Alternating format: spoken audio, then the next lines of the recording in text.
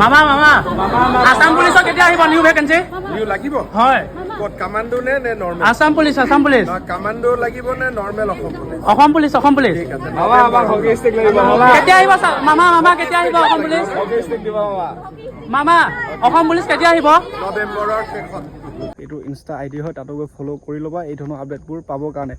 যিহেতু আমাৰ C M ছাৰে যোৱাকালি নগাঁৱত আহিছিলে আৰু নগাঁৱত লগৰ কেইজন গৈছিলে, চি এম ছাৰক সুধিলে যে অসম আৰক্ষী, আছাম কামাণ্ডো, ফৰেষ্টৰ বেটেলিয়ন কেতিয়া নিউ ৰিক্ৰুটমেণ্ট নিউ ভেকেঞ্চি আহিব, আৰু চি এম ছাৰেও ক'লে নৱেম্বৰ মাহতে নিউ ভেকেঞ্চি আহিব, তহঁতে দৌৰি থাক, ৰাতিপুৱা প্ৰেক্টিছ কৰিছনে নাই এনেকৈ বুলি ক'লে। আৰু লগতে চি এম ছাৰে আমাৰ যিহেতু গৃহ বিভাগটোত দায়িত্বৰ তেওঁলোকে কিমান পদ খালী হৈ আছে, চি এম ছাৰে আৰু কিমান নিযুক্তি দিব, বিজ্ঞাপন দিব সেইবিলাক যাতে, তো সেইকাৰণে চি এম ছাৰে ক'লে নৱেম্বৰ মাহতে নিউ ৰিক্ৰুটমেণ্ট নিউ ভেকেঞ্চি আহি যাব। আৰু যোনসকলে নতুনকৈ বয়স হৈছে তেওঁলোকক কৈছোঁ তোমালোকে ফিজিকেলৰ কাৰণে এক্সামৰ কাৰণে এতিয়াৰ পৰা সাজু হৈ থকা, যিহেতু নৱেম্বৰ বেছি দিন নাই, মাজত মাথৰি এমাহ, এইটো অক্টোবৰ মাহ, নৱেম্বৰ মাহ হয়তো নিউ ৰিক্ৰুটমেণ্ট প্ৰকাশ পাই যাব। নৱেম্বৰ মাহত এপ্লাই হ'ব, লগতে ফিজিকেল হ'ব আৰু ভাইভা টেষ্ট হ'ব, তাৰপিছত তেওঁলোকৰ মেৰিট লিষ্ট প্ৰকাশ পাব। এতিয়া ফিজিকেলৰ কাৰণে এতিয়াৰ পৰা কষ্ট কৰিব লাগিব, যিহেতু এইবাৰ যথেষ্ট কাট অফ গুচি গ'ল, সেইকাৰণে কৈছোঁ, আৰু এক্সামো ভালকৈ দিব লাগিব।